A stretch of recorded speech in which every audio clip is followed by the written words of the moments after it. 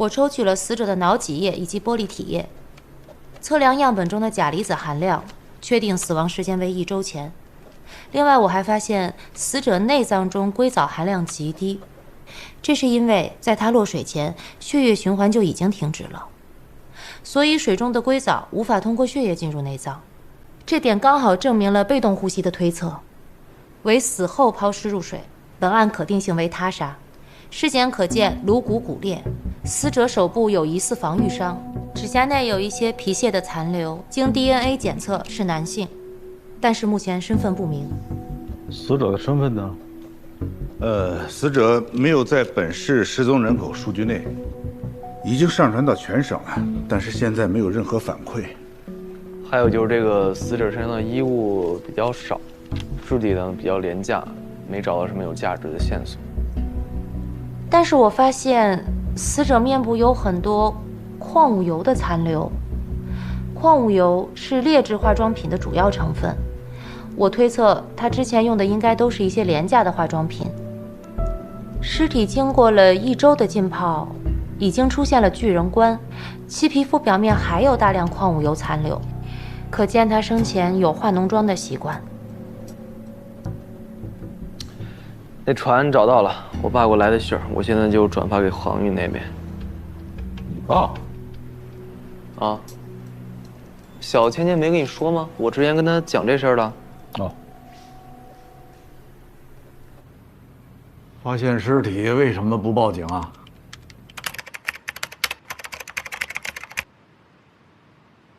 现在不是不让搞啥子了吗？而且也怕摊上事儿。怕摊事儿，又重新把人扔在河里，你这事还小吗？就这回没杀鸡，结果就出事儿了。哎，甭废话，哪儿发现的尸体？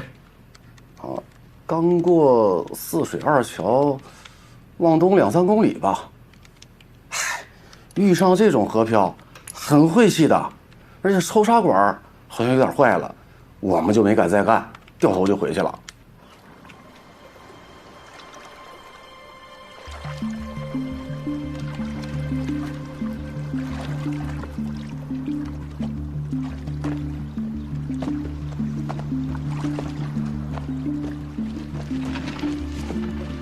怎么样？你那儿有发现没？哎，龙哥，这好像有东西。我看看来。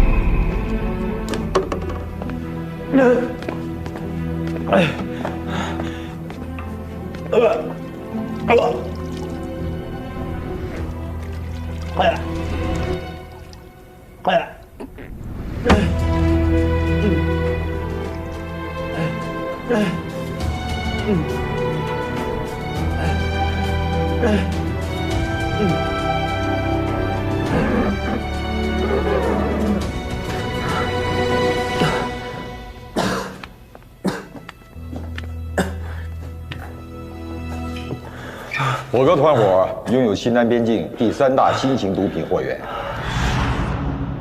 这个女人是火哥的情妇。这2伙人相互信任，目前看来只是时间问题。怎么突然想起来约我吃饭？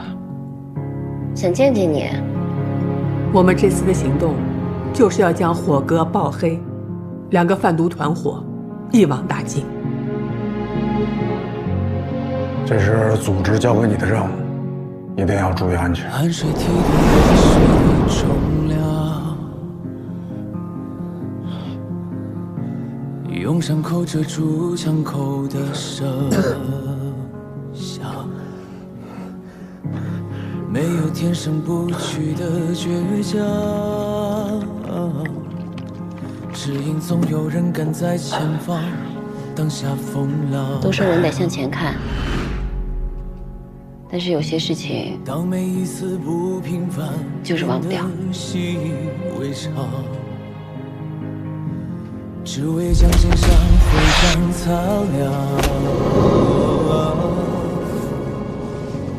就像黑夜中暗涌的光，汇聚成你的模样。光明和黑暗本来就是交缠在一起的，就像这个世界一样，有阳光，也有阴影。像希望伸出了臂膀，披着光，只身也勇往，穿越过命运的战场。当先把自我遗忘变得习以为常，只为我全宣誓的理想，就像尘埃倒影里的光，勾勒成你的模样。抬头望，夺目的荣光，像希望伸出了臂膀，披着光，只身也勇往，穿越过命运的战场。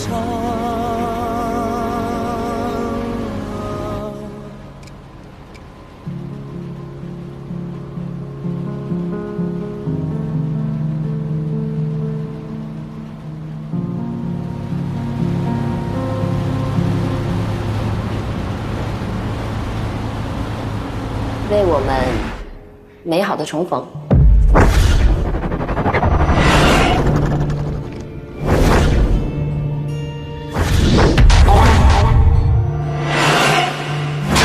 以前的陈雨墨不在，他这个身体啊，一点酒精都不能碰，搞不好还会出现生命危险的。加个微信吧，有空常联络。我可提醒你了啊，要是叶谦，我就再也不理那我就一直给你画，直到拿到企划笔。你在做什么？我现在做点小买卖，能一直站在阳光之下，一定很幸运啊！出去坐坐。为什么突然想起来约我吃饭？想见见你。改天约啊，叶谦，你答应送给我的话，什么时候做啊？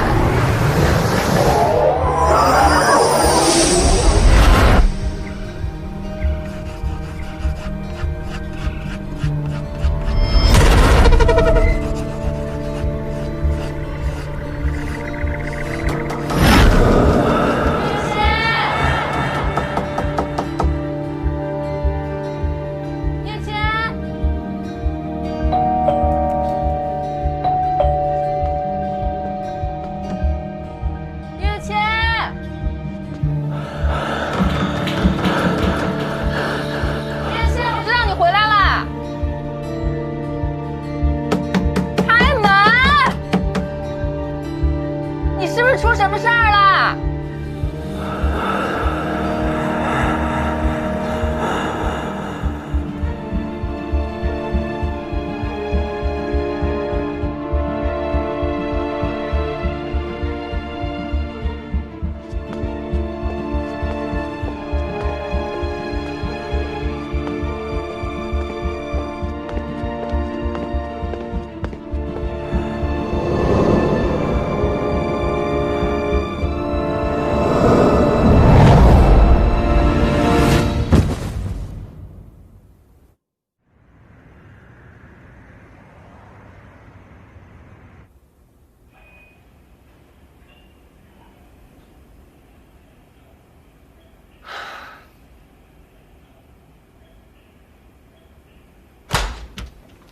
小龙，袜子上的 DNA 属于死者。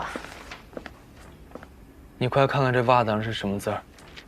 我要瞎了，我不行了。我看看。唉，这是花。花儿是吧？开花的花。我看也像花。后面我看不清。行了，是花儿就行了。这种袜子呀，纤维质量太差，磨成这样了，能看出来个花字就已经不错了。这种袜子这么薄，放到什么商店、超市啊，肯定没人要。我就问了一下我妈，我妈说这种袜子就不是给零售市场的，专门针对那种桑拿、按摩、足浴这类的店，他们会大量批发这样的袜子给到顾客。有的品牌呢还会和工厂合作，在袜子上印上自家的 logo， 所以我们就顺着这个花字找，说不定能找到出处。你妈妈现在还做批发呢？扯这没用的，长春路关门了，早不干了。接个电话。哎，小赵赵，你哭了？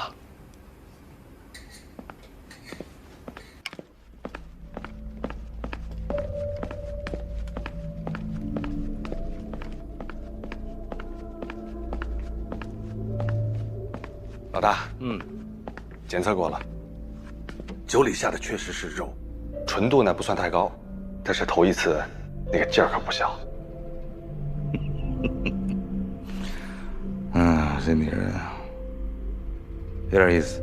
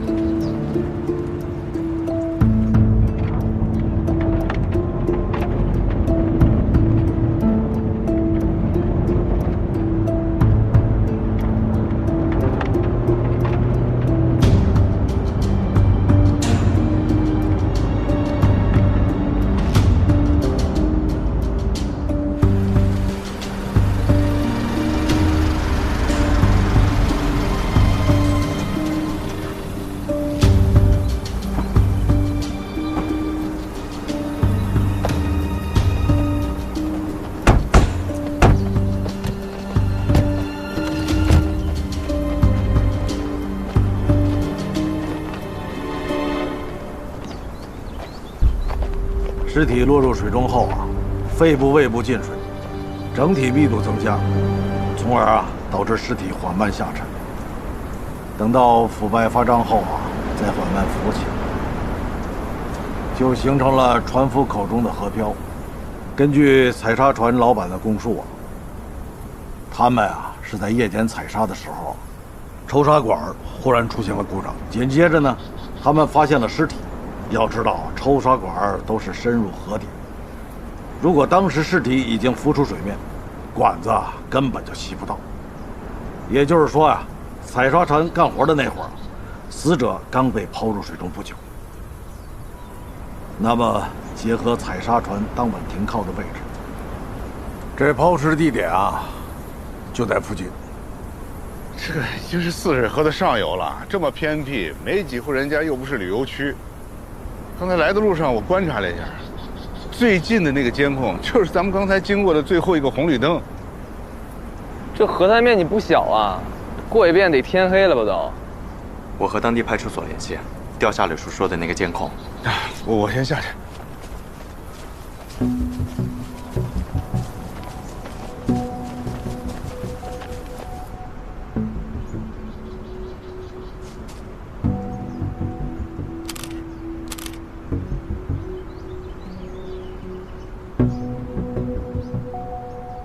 师傅，看车痕宽度，应该是越野车。看见了没有？这车痕的轮胎痕迹是从东向西，时快时慢。还有啊，看见了吧，在那个位置上，小树前面掉了个头，加速度顺着这小坡一直冲上去。嫌疑人驾车来到河滩，为了选择抛尸地点，所以时快时慢。等抛尸结束，就迅速离开现场。假设这个轮胎印是嫌疑人留下的，应该差不多。看起来开车的人很紧张，现场有大量的拖印和划痕，紧急刹车的痕迹也不少。如果不是刚上路的新手，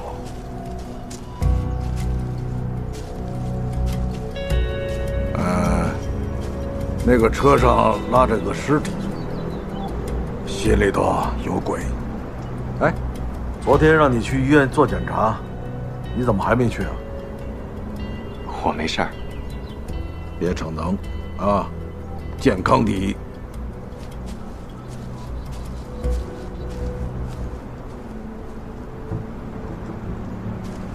这种地面跟环境，基本上不可能留下足迹啊。我怀疑嫌疑人啊，抛完尸体之后就立马离开了。小龙，啊，你过来。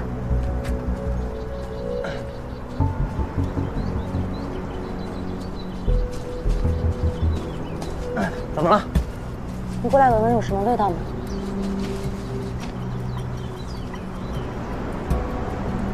尿。也不一定是人的吧，说不定是动物的。蚂蚁特别喜欢吃甜食，所以它对糖特别的敏感。自然界中，动物也不是没有得糖尿病的，但是概率极其小。要这么说的话，这滩尿液应该是一个患糖尿病的人留下的，但已经过去一段时间了，还能采到 DNA 吗？我们多采集点样本，即便提取不到 DNA，至少可以多一个抓手。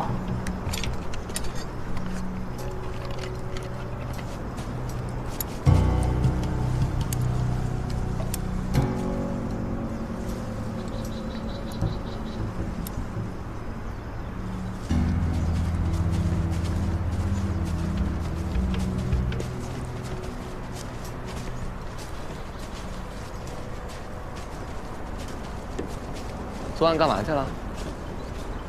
没什么，私事。跟白月光约会去了吧？啊，还敢请假？让你师傅知道，不得你喝一壶啊？什么阶段？你们俩现在？管好你的嘴。昨天小饶跟我打电话了啊，我听他说话好像不太开心，他是不是也知道这事儿了？我让他离我远点。你也是。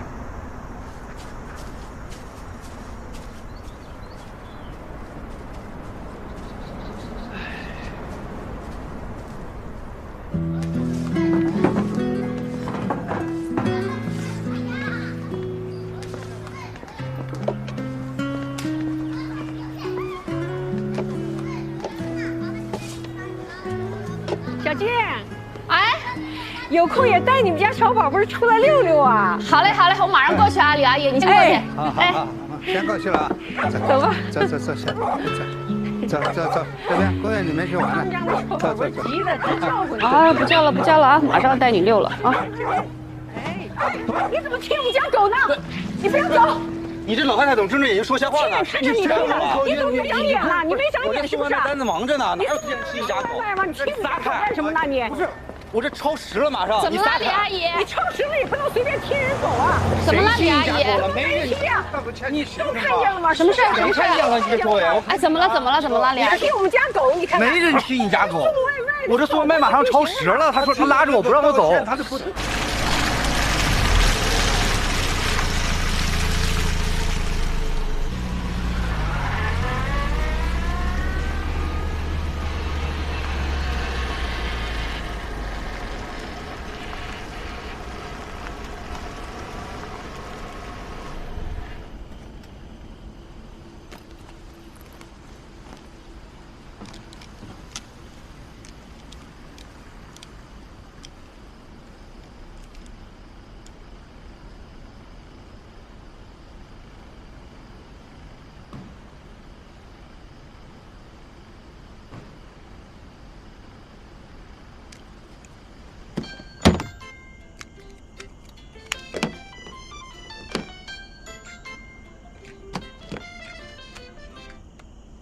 喂，你好。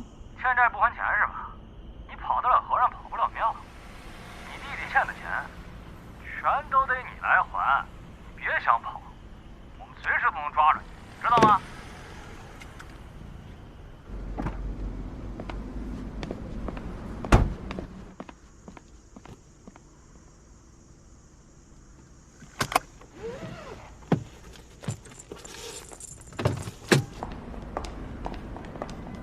这个人熟悉吗？有点眼熟，但是不记得在哪儿见过。经理，那办公室钥匙呢？这样吧，我留个联系方式，有什么想起的随时联系我们。哦。小曼，你们认识啊？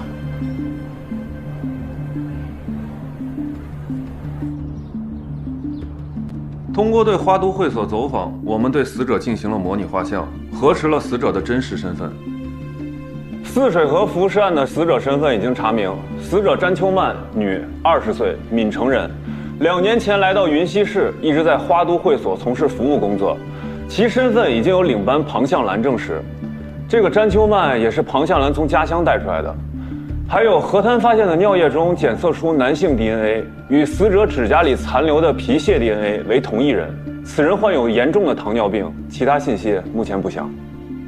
詹秋曼名下一共有3张银行卡，卡内现金共计42万，案发到现在1分钱也没有动。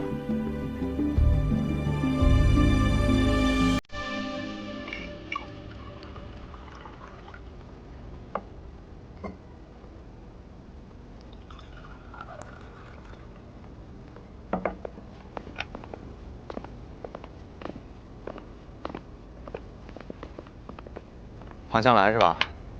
公安局的。你好，我是。你好，先坐吧。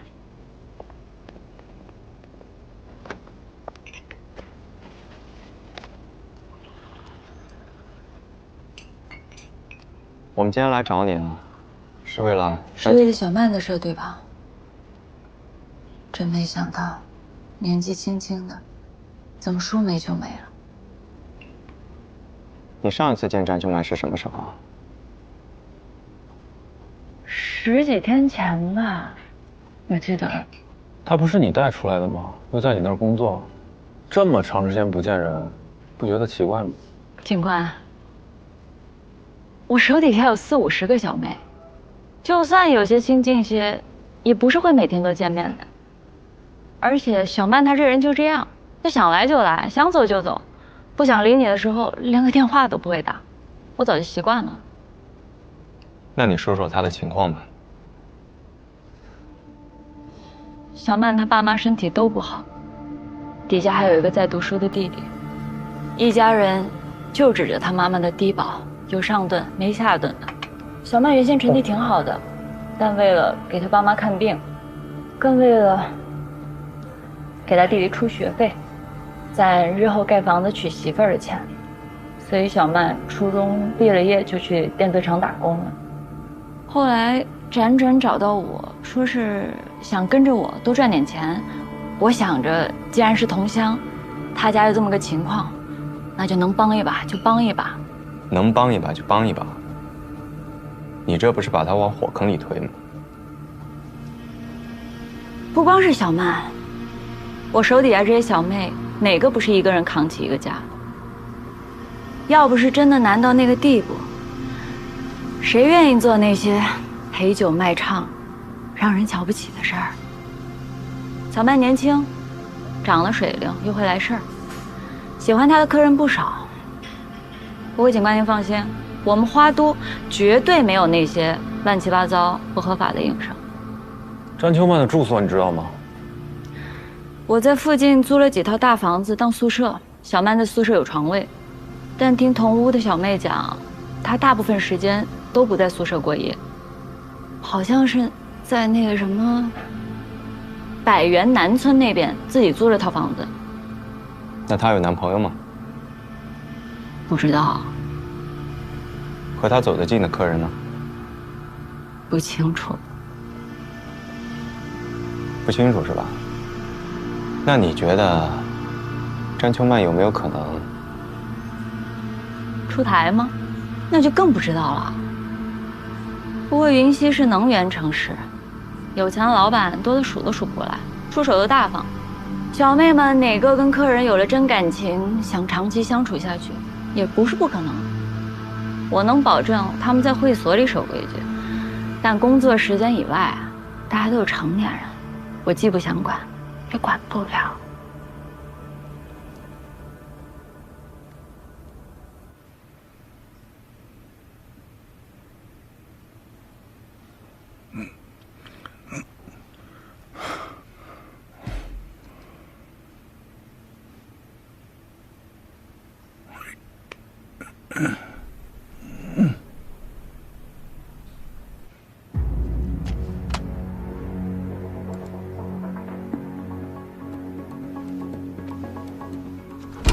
雷叔啊，你这咋样了？有啥进展没？这就是从那个，犯罪现场最近的那个监控拍到的。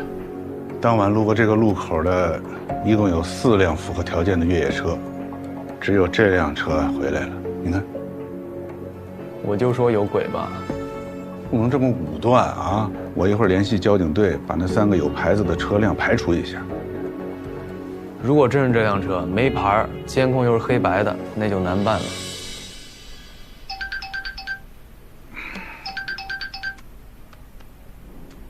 喂，怎么了？别着急，慢慢说，什么情况？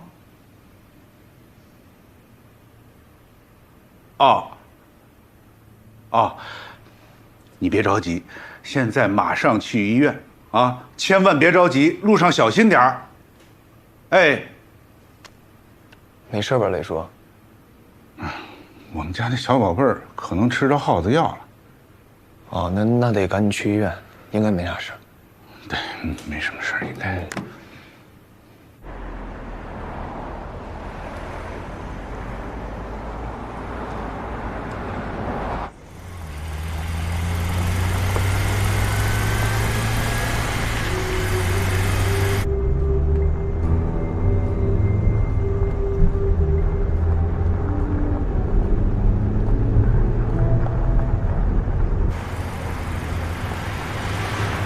按照他们这行的收入，我觉得詹秋曼的日子不应该过这么寒酸。住这房子，还有屋里的家具都什么破玩意儿？床头那个箱子看见了吧？4个轮子坏俩，拉杆上全是胶带，日子怎么过的？他的化妆品也都非常的廉价，除了几件工作服以外，衣服基本都是地摊货。庞向兰说，詹秋曼家庭负担大，自身也很节俭，所以收入大部分都按时寄回家里了。而且现场也没有发现任何现金、存折、银行卡，手机和证件也没有找到。马上查一下死者的资金流，如果有异常，马上调取相应的监控。啊，师傅，那个庞向兰细查。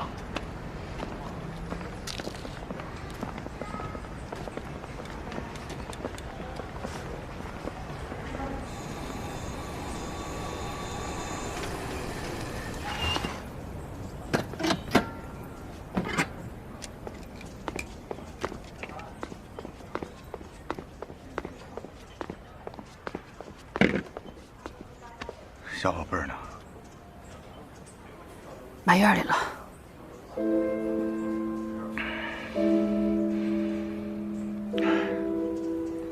你先回家休息，我今天请了假，我来看着管他。不用，咱不是要攒假去海南吗？好不容易攒的假，你还是回去吧，没事。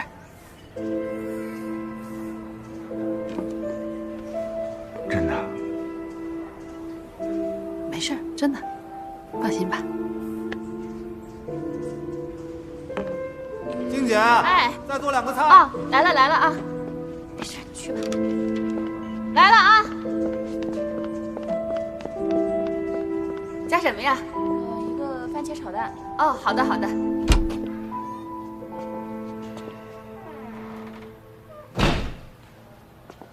冷队，这死者房间内的指纹有什么发现？现场指纹太乱了，还在排查，目前没发现什么有价值的线索。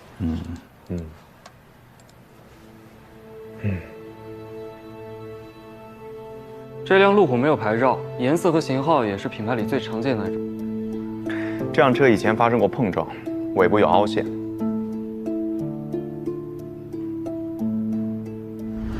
没错，油漆对灯光的反射性很高。这个夜晚视频是黑白色的。哎，这个车过来了。那么在黑白照片里头，的反光表现，这个车表现为荧光白。这张照片可以拍到这个车的尾部，你看它的尾部这一部分没有反光，呈现为黑色，这就说明这一块是一个凹面，不受光。从这个比例来看，这个面还不小。冷队，如果嫌疑人主要目的是为了钱，那一定是对受害人的经济情况比较了解的。据我目前所知，最了解、最熟悉詹秋曼的只有庞向兰。庞向兰的资金流目前没有任何问题。那个会所里的那些工作人员都排查了吗？排查了，大概跟庞向兰说的差不多。死者生前喜欢独来独往，很早之前就搬出去住。那跟他私底下有关系的那些人都查了吗？目前正在排查通讯记录。冷队，还有一个线索，百元南村那套房子并不是詹秋曼自己租的，与中介签合同的是一家企业，叫做汇通达进出口贸易有限公司。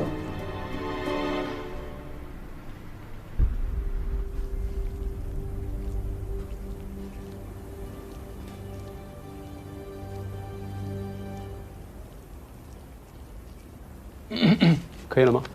谢谢你的配合。谢谢你。这个就是收集 DNA 啊，电影电视里面见过不少，亲身体验这头一回。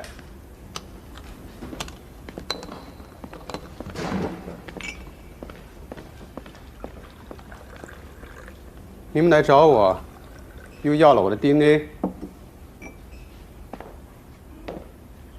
是为了小曼吗？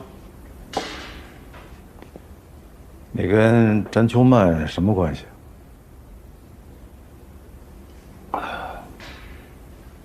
男女朋友关系。百元南村3号楼305，是你替他租的吧？是的。那为什么以公司名义？怕家里人发现？我老婆儿子去国外多年了。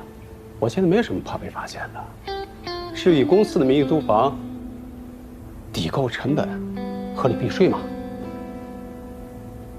那聊聊詹秋曼吧。小曼是个好姑娘，不贪心，人爱老实。一般小女孩喜欢的首饰啊、名牌包包都不要。我给他钱租房，原本想着租个好一点的，他说差不多就行，多出来的钱自己攒下来。我给他的零花钱，他也是能省就省，一门心思就是赡养父母，帮衬兄弟。其实他是很聪明。我原本想过几年送他去读个书，毕竟不能永远吃这个青春饭嘛。可惜了。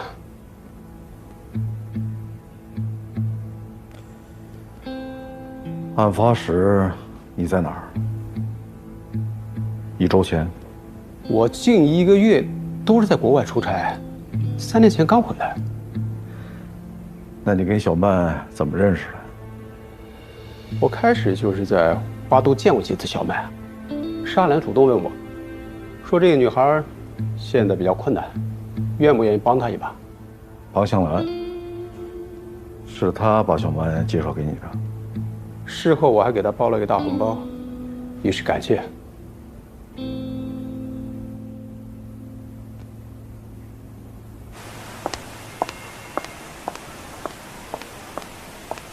兰姐辛苦了。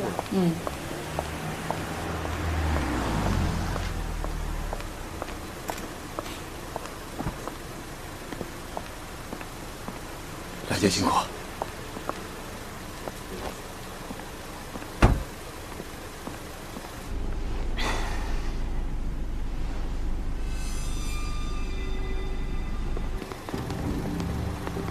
警官，您找我？麻烦你问你俩问题，熄下火吧。哦。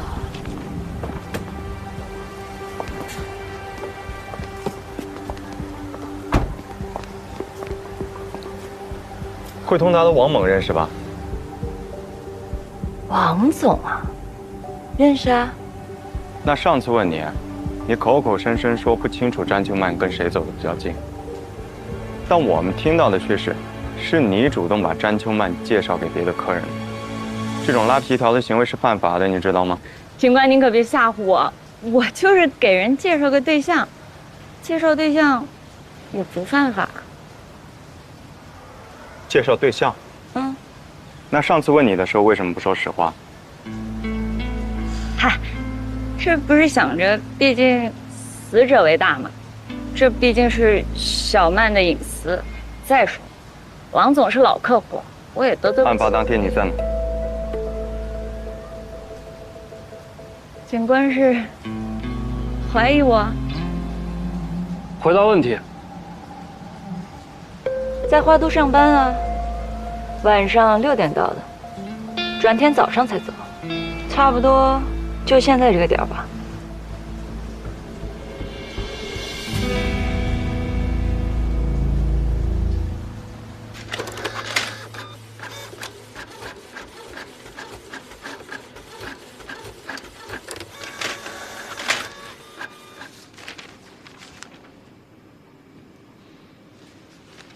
王猛的 DNA 和尸体甲缝及抛尸现场的 DNA 不匹配。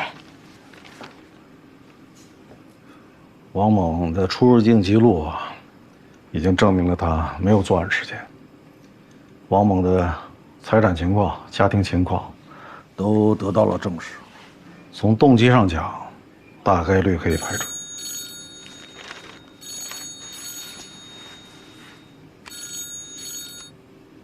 哎。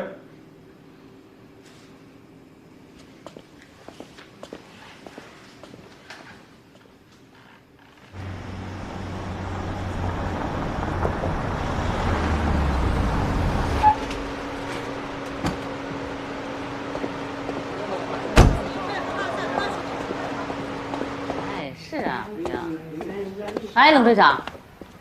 哎，陈姐，我一接到电话就赶回来了。没事，你放心啊，你们家老爷子没什么事儿，快递小哥呢也没大事儿，就是碰破了点皮儿。哎，不过人家的那个后面活肯定耽误了。这么着啊，赔多少钱我来赔，人在哪儿呢？你把人请过来，我给人道个歉。这事儿啊，你们自己去协商啊。你的电话呢，我留给人家了啊。好。这会儿呢，我让那个居委会的小张啊，陪着到那个社区医院啊，去那个擦点药。哎，本来呀，我是想安排你们家老爷子去的。家老爷子，这脑子您多担待啊！这不是他多担待的事儿。你说啊，这糊涂了也不能说人家监视他呀。是啊，说着说着还动起手来了，那给人家小伙子吓坏了。你说这么大岁数了，你万一有点什么事儿，这人家怕说不清楚。是。哎呀，你这刑警队忙啊，我们大家都理解，但是照顾老人该照顾也得照顾啊。对，你家老爷子这种情况啊，身边也确实离不开人。是，这保姆是一方面，但无论如何他也不如自己家人呐。对，您说是不是？是。行，那就这样啊。好嘞，那我们走了啊。谢谢。哎，没事。哎，王叔，李姨，哎呀，他二奶奶，慢点。哎。小冷啊，你说这事儿闹的，我就出去扔了个垃圾，跟熟人说了2句话，你看就。不过，你爸爸最近那个病啊，真的是加重了。是，他那脑袋呀，他糊涂。是啊，我觉得你抽空是不是应该带他上医院一趟看看？好。哦，你说，他一发作起来。不管不顾的，你说今天真的吓死人了。是，我也不是小年轻了，你说，要真有什么事儿，我真担待不起呀，小冷啊。我懂啊，你看咱们那个合同啊，眼看着也到期了，你看。你这么着，王姐，您再多帮忙啊，我尽快想办法，好不好？啊，您收来，你说。把车停路中间了。哎，好嘞啊。对不起。没事。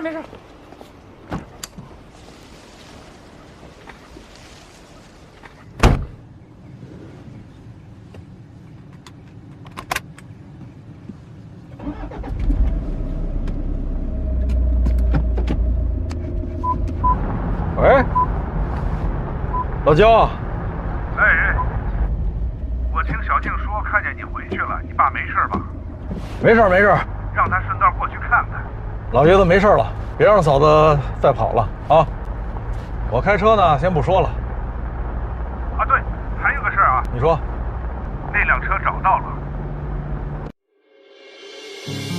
汗水替代泪水的重量，用伤口遮住枪口的声响，没有天生不屈的倔强，只因总有人赶在前方挡下风浪。当每一次不平凡变得习以为常，只为将肩上徽章擦亮，就像黑夜中暗涌的光，汇聚成你的模样。抬头望，多么的荣光，像希望伸出了臂膀，披着光，城市也有望，穿越过命运的战场。